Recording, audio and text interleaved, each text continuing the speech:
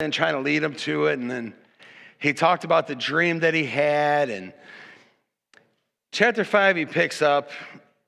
And I always thought it was funny. Verse 3 and 5 just sound a little too close to home for what Job was going through. And I do apologize. I don't have a PowerPoint this morning. I thought I emailed it over, but it didn't go through. So I'm thinking I might have emailed the wrong person the PowerPoint. So please bear with me this week. I don't have anything up there for you to read. But if you have your Bibles and want to follow along, we're going to be picking up in Job chapter 5. And in verse 3, Eliphaz begins talking to Job, and he says, I myself have seen a fool taking root, but suddenly his house was cursed. His children are far from safety, crushed in court without a defender.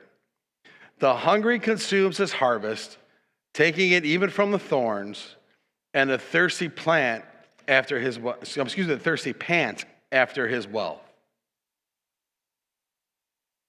When I read this and I look back at Job chapter 1, there's a lot of similarities in here to what his friend's saying, to what Job went through. If you look back, his children, they weren't safe. They were over their home, they were having their celebration, and they were all killed. His harvest was taken from him. The raiders came, they took his harvest, they took his livestock, they took everything that he had. Why do you think, or do you even think there's a reason why, when Eliphaz was telling him his opinion here, that he used this description? Do you think he was trying to prove something to Job? And I do not have a mic around this board. If I could have a volunteer for somebody to work the mic. Anybody? Thanks, sir. Anybody have any thoughts on this one? No? Yes, sir. Right over here, sir.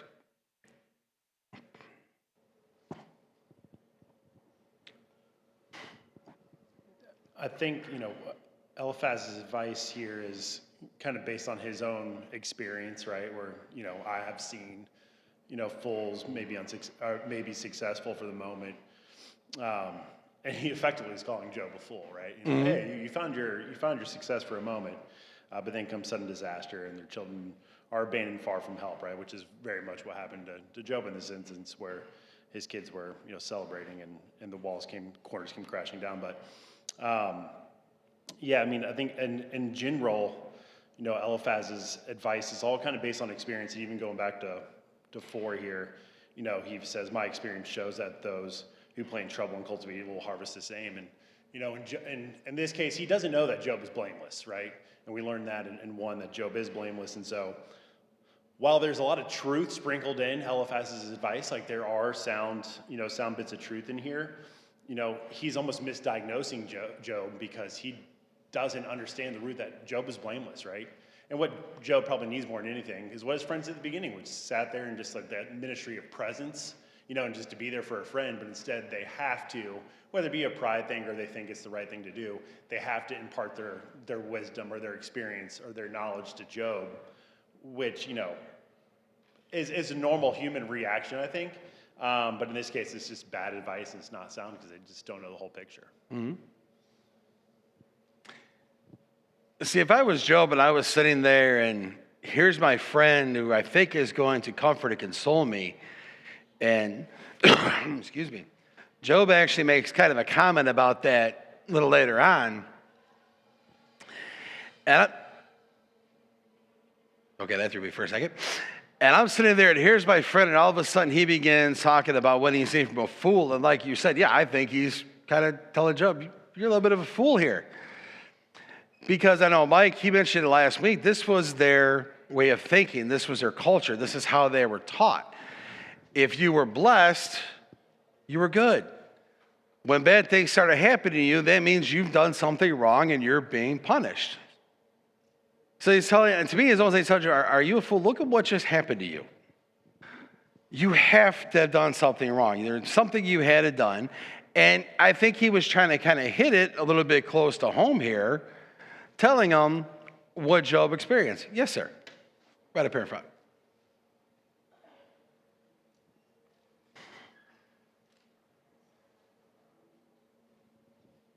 Thank you. Some of the versions, and the version you read, verse 4, didn't read just like mine, but if you recall that judgment occurs at the city gate. That's where the elders meet to resolve issues that have come up.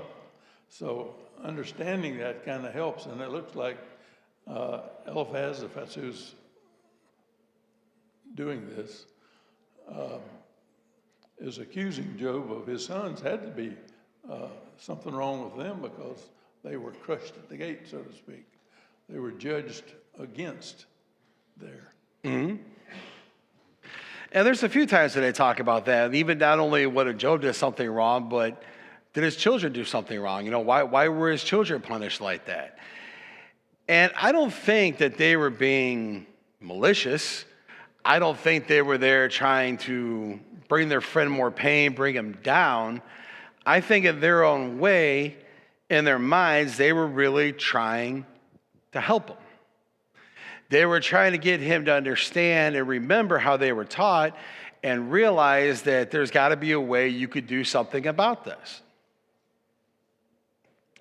And then he goes on, even the next few verses, he gives Job some advice. And that's the funny thing with his friends. I mean, you read it, and for a while you're reading it, you really want to hate his friends. Excuse me, I'm sorry, I can't get this frog out of my throat this morning. You really want to hate his friends because it seems to us, because we know the whole story, that they're being so cruel to this man going through so much. But not only are they trying to convince him to confess and admit he did something wrong, but they're also trying to give him hope while they're doing it. And that's why I say it's kind of hard when you read the full chapter. You kind of get a bigger picture of that. But in verse 8, he gives us some advice. He tells him that he should appeal to God and lay his cause before him. I'm sure that's probably something Job has thought about many times. In fact, the two chapters before when he talked, he was making an appeal to God. He was letting his sorrow know to God. He was pleading that he was innocent. He did nothing wrong, and asking, why are these happening to me? Begging, please just take my life. Let me have peace. But right after his friend tells him here that he's seen this fool take root, all these things happen, he tells him, give your case to God. Talk to him. Those are very good words and very strong advice that we can take even today. So many times bad things will happen to us. We'll go through hard times, we'll go through loss, we'll go through hardship, and sometimes you just kind of want to close ourselves off. We rejoice in God, we praise God, kind of like they're saying here with Job when he was good, things were happening, but in the hard times, how many times do we stop and think, you know what, let me just pray about this. Let me plead my case to God, as Eliphaz said here. And the next few verses after this, unfortunately, I can't read them all, but Eliphaz talks about all the great things that God does, all the mercy he shows, how he takes care of the earth, how he takes care of everything, how he is in charge of it all. And that's why I say sometimes he can be very, very comforting in what he says. And when you read the words he says here and how God takes care of everything, it is very comforting.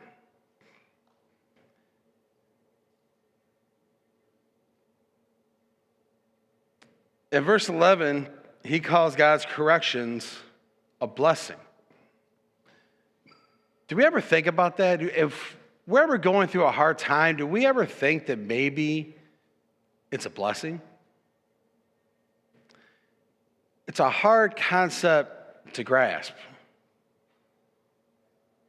Do you guys, and I'm going to open this up, anybody wants to, they can respond, but Do you ever consider when you're going through troubles and when things are hard that you're being blessed?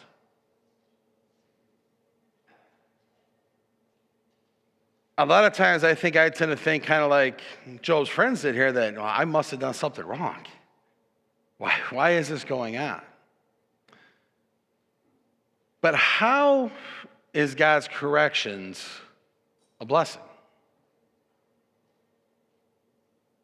Any ideas on that? How are we blessed when we're corrected?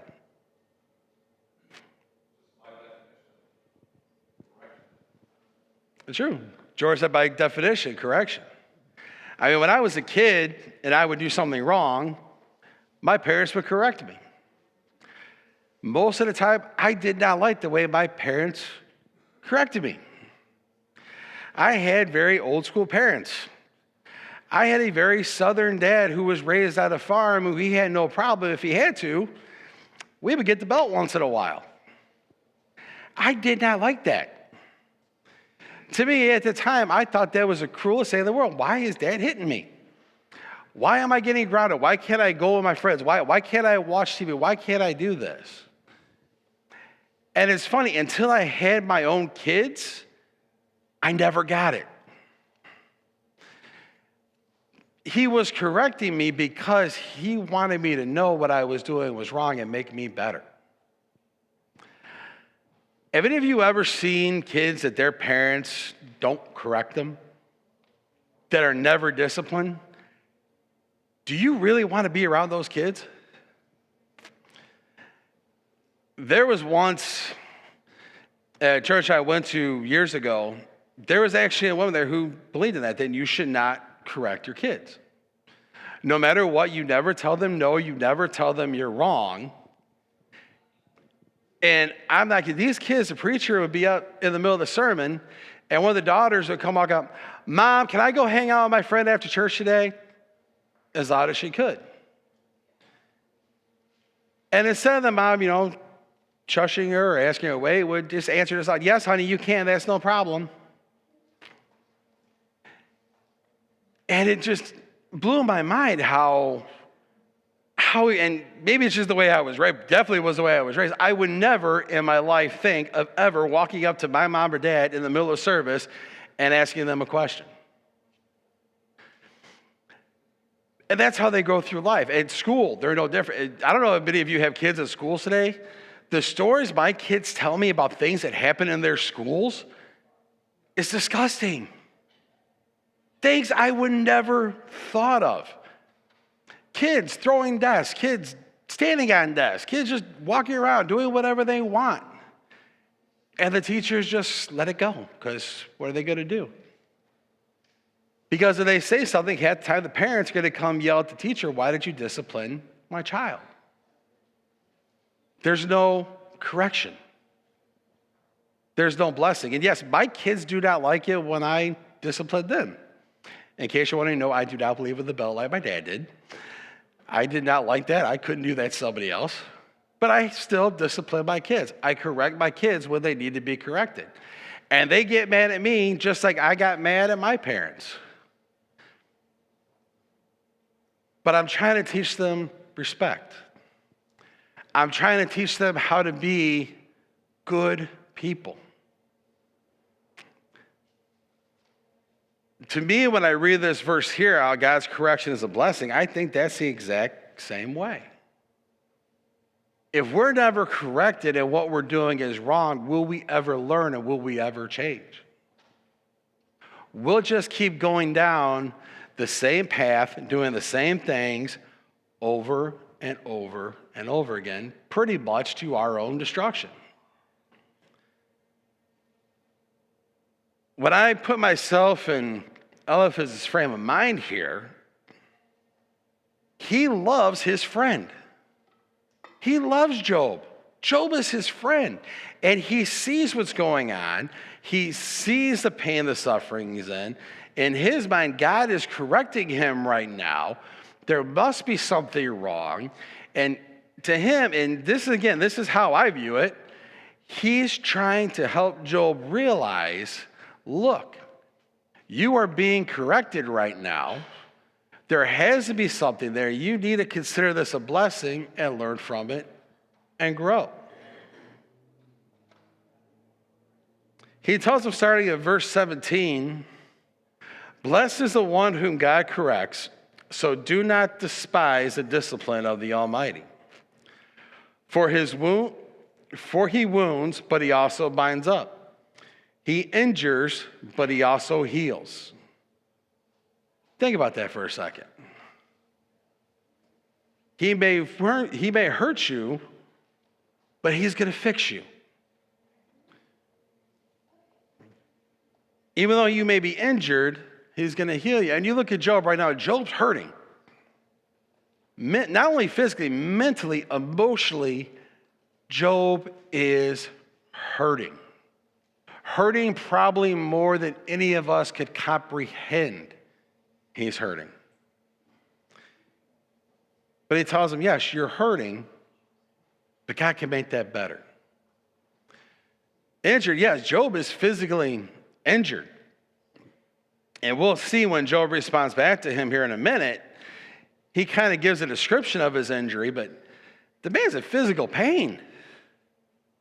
He's in physical torment.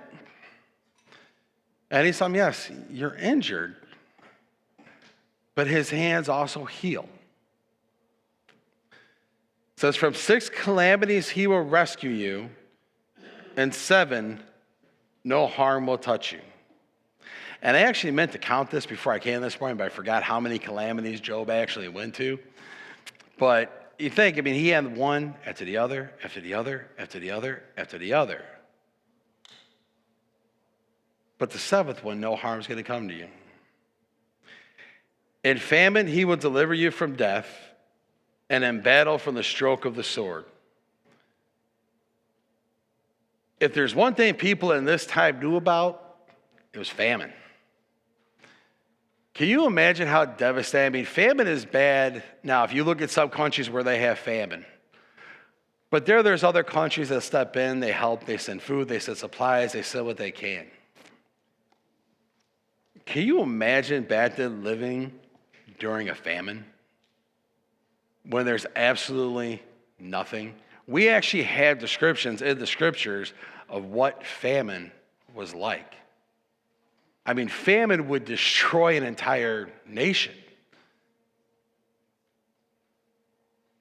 But he tells them, God, he can deliver you from that. These people also knew a lot about battle. They knew how devastating battle was. How many times you think about it where God's people conquered in the Old Testament?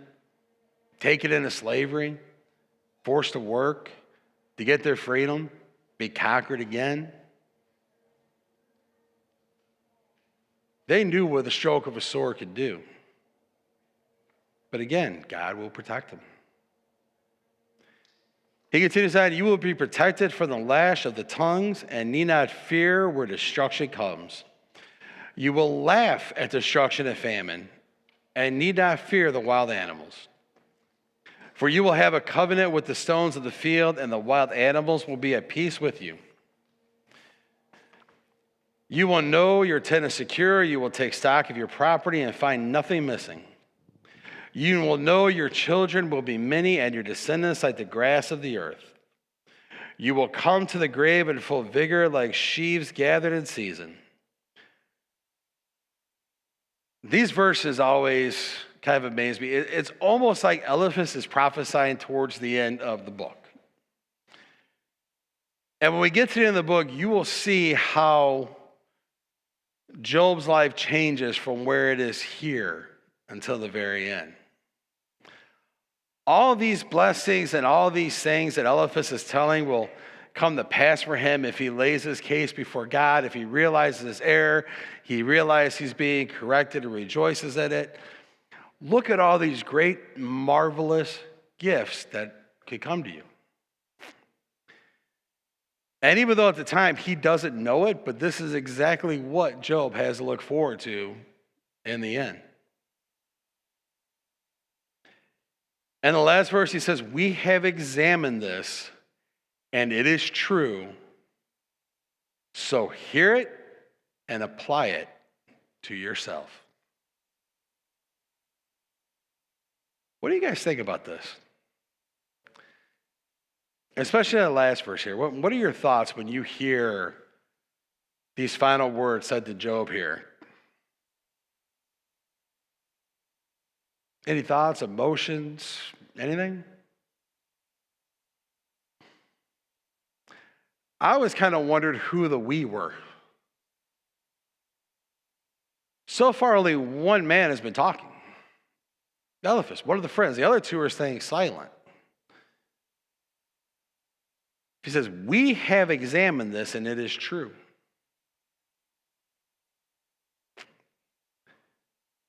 I was kind of wondering if maybe the friends might have had a discussion on the way.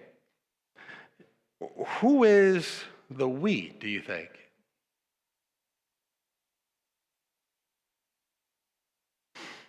It's a quiet crowd this morning. You guys are making me work hard. Yes, George.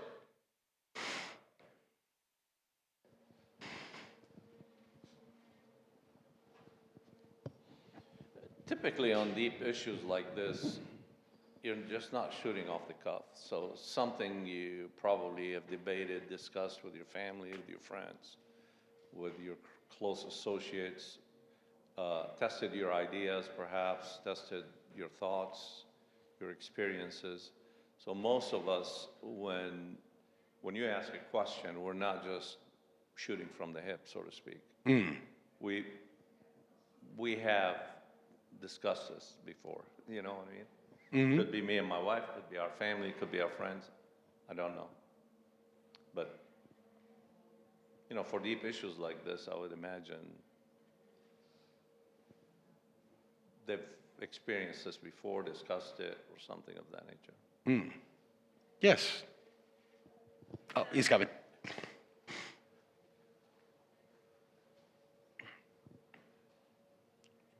Yes.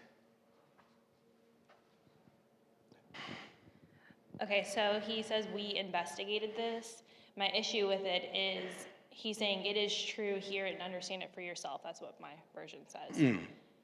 You don't have to agree with everything someone says just because they're a Christian, right? So you can have mixed truth in it, and that is what chapter 5 is showing, is a lot of mixed truth, because he doesn't know that God is actually testing him.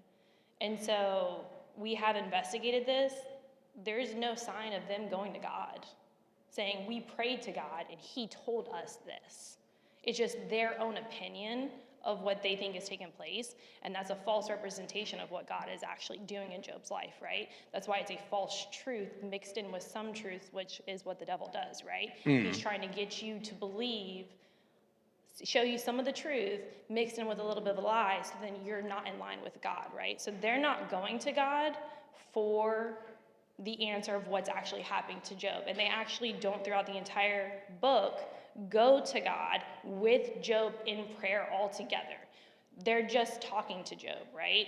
So if they were to have actually just gone to God right away with Job in prayer and said, we'll pray together to figure this out, I don't think we would have so many chapters, personally. Because they're continually leaning on their own understanding and not on God's understanding. And that's when you are in a dangerous path, because you are trying to take your own humanistic standpoint on a situation instead of looking at God, because his ways are greater, his thoughts are greater. He's the beginning and the end. They don't know that, right? So that's a false representation right there of what the truth really is happening to Job. And then just backing up a little bit on the fact of suffering. I was going to raise my hand earlier, but I didn't. In the New Testament, it tells us to suffer well, right? To take it as joy when we go through trials and tribulations. The whole goal of Christianity is not to get happiness. It's not to have wealth. It's not to have all these material things. The goal of Christianity is to look like the one who saved you at the end of this, right? And so we have to keep that as a mindset as Christians. And Job, thankfully, stays true to God because he has an intimate relationship with God. So he's able to suffer well, even though he suffered greatly, because he looks like Christ at the end of this, right? And that's the whole goal of Christianity, is to look like the one who saved you. Mm-hmm.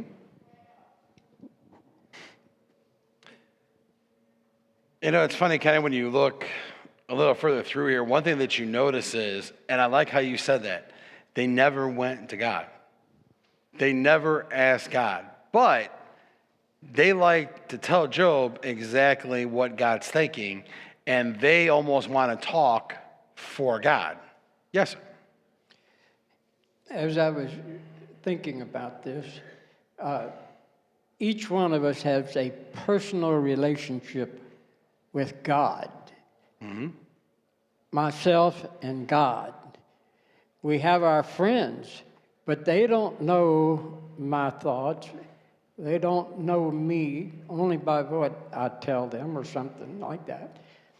But my relationship is with God alone. And with Job, his relationship was with God. So he knows where he stands with God. He doesn't understand all that's going on right now. But he has a very strong personal relationship, and he knows that he's been obedient to God all of his life. But his friends don't know that, so they're trying to lay a guilt on him, which isn't there, and it's very difficult to understand, you know.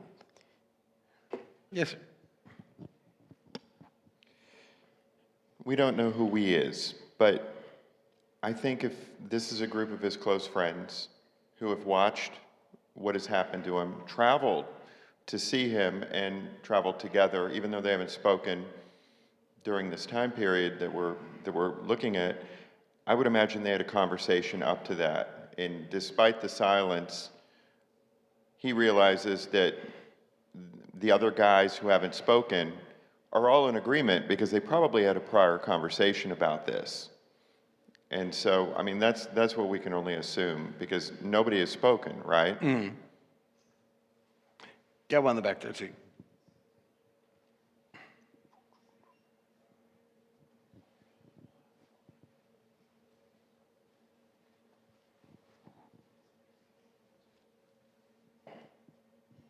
Yeah, at the risk of overstating that point, they also could have spoken to each other while there. There's no indication that they didn't get up, have a conversation with them amongst themselves. The scripture says that they sat with Job in silence for 7 days and didn't speak to him. It doesn't mean that they didn't get up at any point in time after visiting with Job and seeing his condition and commiserating with him and further discuss the rationale or the reason for it. But what is interesting is you know, the hypocrisy here, the assumption of what is happening, and then the statement in chapter 5, verse 8, but as for me, I would seek God, right? Mm-hmm. And I would plead my case before him who does unsearchable things, to the point that was made. There's no evidence that they sought God and sought out his understanding in any of this. So I think there's a very good lesson to us as comforters and friends as well. Not only that we could be very sorry help, as the next chapter is going to indicate to us, but that we don't know. We don't always know how God is acting or what is going on in another person's life. Mm-hmm. It's very dangerous to make assumptions, and when we make incorrect assumptions, the help that we offer is not going to be appropriate or correct. And you know, we see that illustrated here. So I think the best point probably made is their lack of searching this out, their lack of seeking out God, and instead relying upon their own wisdom and opinion. Mm-hmm. And a lot of it, too, they're going by what they know, what they've been raised on. There's even a point, I can't remember which of the next couple of chapters here, where Job even said, I would be giving the same counsel as you are right now. Because that's what they do. If you suffered, you sinned. If you didn't, you didn't. But that's a very good point, too. If they would have talked to God, maybe they would have understood. And at the end, God eventually does talk to them. And I always love that part of it because God does not really tell them exactly what they thought he was going to tell them. I think they were probably a little bit surprised just how far off they really were.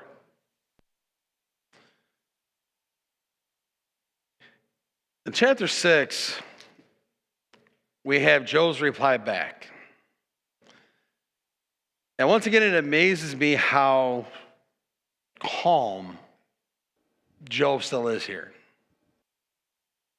Especially after the last words of hear it and apply to yourself, I would have probably been a little bit angry. I probably wouldn't have replied back as gently as Job does. But as we reply back to them, it says that Job replied, if only my anguish could be weighed and all my misery be placed on the scales, it would surely outweigh the sands of the seas. No wonder my words have been impious. The arrows of the Almighty are in me, and my spirit drinks their poison. God's terrors are marshaled against me. Imagine if that's where your mind was at this time. His friend tells him, you should plead to God, just give your case to him, let him bless you, admit what you're wrong. And okay. Even if you could weigh my anguish, it still would not tip the scales. It shows you in a little bit of the mental state that he has here. I mean, even if you have, just a little bit of comfort of the Lord that he's there with you, it helps. But to Job, God is completely against him right now. He says his arrows are in him and his spirit is drinking the poison of the arrows. His terrors marshaled against him.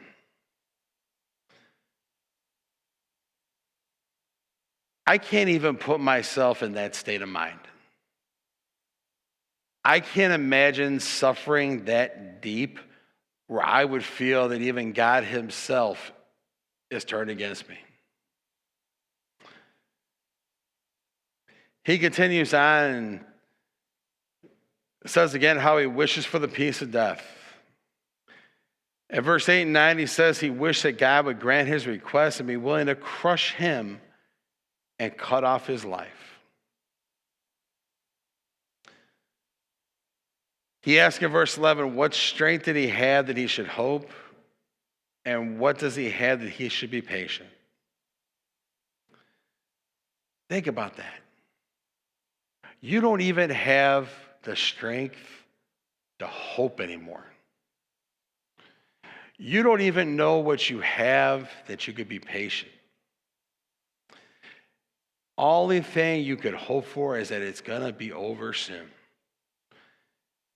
They would just crush his life. He tells them that everything has turned away from him. He even says now his friends are no help. In verse 21, he says they see something dreadful and are afraid. When I was teaching this to the young adult class quarter before last, I can't remember who it was, but somebody made an actual very good point along these lines that I had never thought of. Knowing the mindset that they had and how they believed blessings worked and curses worked, for lack of a better term, these men knew Job. They knew Job was a good man. They knew Job loved God. They knew his sacrifices. They knew the man he was. And now they're seeing him in the state he's in. I would be afraid too. And the point they made was, if they cannot find something Job did wrong, if they cannot find some great sin that he would have to cause this calamity on them, if this could happen to Job, it could happen to me. And I thought about that, and from that perspective, that's a scary thought. I mean, yeah, they're there to comfort their friend, but they're trying to help them understand. But in the back of their heads, I almost wondering, as he tells them, they're afraid.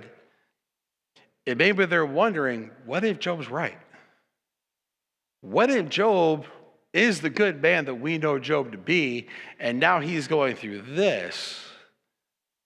Could I be next? Could this happen to my family?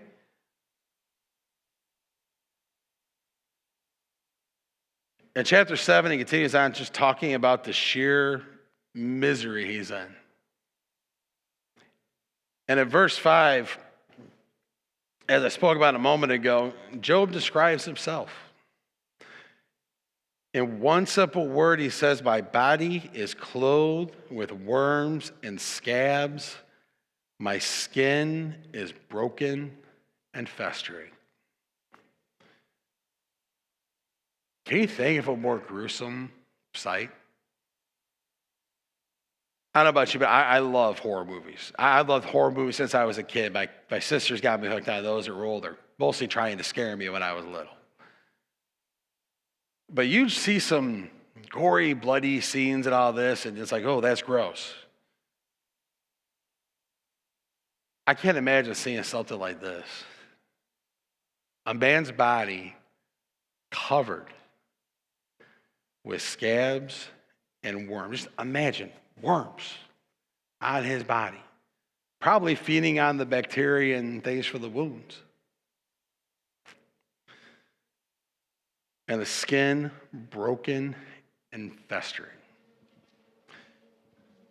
Have you ever seen or been around somebody who had a very bad infected wound?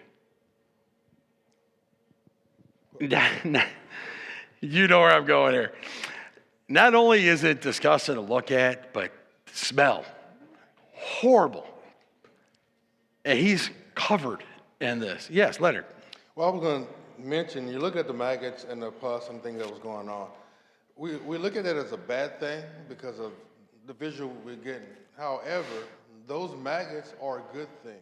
Mm-hmm. Going through that and that pus leaving his flesh, because those maggots are what's sustaining and regenerating the flesh to keep him alive. If he didn't have those maggots, he would be worse off. I mean, you look at a lot of ancient medicines, they would use, matter of fact, still in Europe, some places, when you have rotting or dying flesh, they would impregnate that wound with maggots just so they could eat the flesh so you don't have to take medicines that cause other problems to your body. So some of the things we look at, I think it goes past our visual, and we got to look at the spiritual aspects. God has given us everything that we need. It's how we put it in perspective, just like we look at chastisement. Chastisement, like my parents, probably like yours. They seemed grievous when I got disciplined, but it brought, brought fruit of growth. And the Bible even talks about later on in that scripture in Hebrews, where it talks about it strengthens your arms, strengthen your limbs, strengthen your knees. So when we look at it, we got to look at that situation and what has God really saying to us. And I saw this video today. Job can see it. Everyone else couldn't see it. And sometimes when folks come around us, they take our eyes off the prize. So we got to always be mindful when we take words, because people could be like sounding brass or tinkling cymbals, saying nothing. They'll sound good. So we just always got to be mindful. Mm-hmm. And I can imagine him in the condition he's in, you would also kind of see why people would be scared when they saw him and afraid. I mean, imagine walking up to somebody, you see him on the street, and they're just covered in sores and festering and rotting with maggots and worms. I mean, you cross the other side of the street really quick to get away from that. I mean, it blows my mind. I can't just imagine that life, but I can imagine why he's waiting for death so fervently. I mean, you know that would have to be painful. I mean, a wound that takes a while to heal, and I've had cuts before. You move wrong and it reopens up the cut. It hurts worse than the cut when it originally happened. And here he is covered, as Burley said, from head to toe in wounds. Ending out the chapter here, we get a little bit of the state of mind of Job. And he starts, therefore I will not keep silent. I will speak out in the anguish of my spirit. I will complain in the bitterness of my soul. It's like when I think my bed will comfort and my couch will ease my complaint, even then you frighten me with dreams and terrify me with visions, so that I would prefer strangling and death rather than this body of mine. Can't even rest. He's in so much torment. At the end, Job, I always do that. Job asked God a question. He says, what is mankind that you make so much of them, that you give them so much attention, that you examine them every morning and test them every moment? Will you never look away from me or let me alone even for an instant? If I have sinned, what have I done to you? You who sees everything we do, why have you made me your target? Have I become a burden to you? Why do you not pardon my offenses and forgive my sins? For I will lie soon down in the dust. You will search for me, but I will be no more. He's pleading for some kind of answer. A lot of people look at this and like always, why me, why me? He's not saying why me like that. He wants to know, what did I do? Tell me, what did I do? Where did I sin? And if I said, why won't you forgive me? Why am I going through all this misery? Why am I suffering? A lot of people think it's wrong to ask why, but I don't think there's anything wrong with asking why. A lot of people have asked why. People have said, well, you can't question God. There's a lot of examples in the Old Testament of people questioning. Look at Moses. How long did he bargain with God about God destroying Sodom and Gomorrah to go save his family? All Job wants is an answer. He's hurting. He's put his faith in God. He's put his trust in God. He's put his love in God. And now he just wants to know why. Any other questions, comments before we close this morning? Yes, sir, Ray.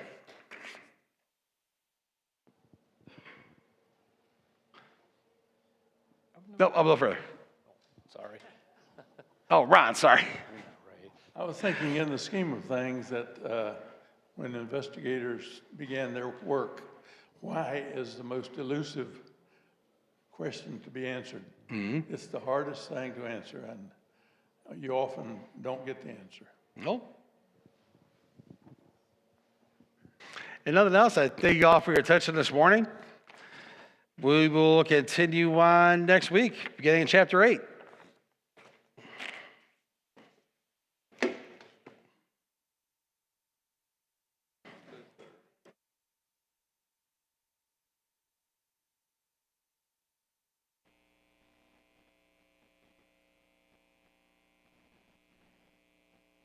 And I keep falling in love with him over and over and over and over again. And I keep falling in love with him over and over and over and over again. And he gets sweet.